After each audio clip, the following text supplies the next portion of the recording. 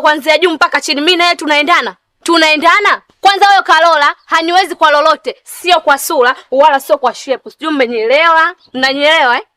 Unajitia mjanja si ndio? Sasa naondoka, lakini show haijaishia hapa hapa. Nikirudi tunalianzisha tena.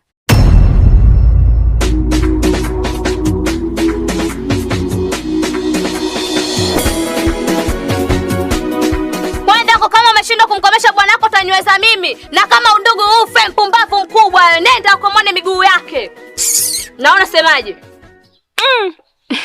Makubwa. Ila Damima nao ulichofanya sio vizuri. Wewe kwa umeenda kutoka na shemeji ya Madi eti. Wanaume wapo wengi ndugu yangu, tena na uzuri wako huo. Umekosa wanaume wengine mpaka Amadi.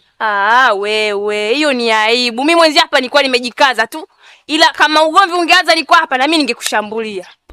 Wewe koma, kila mtu ana maisha yake. Usinifuatilie. Hilo linatembea na shemeji yake.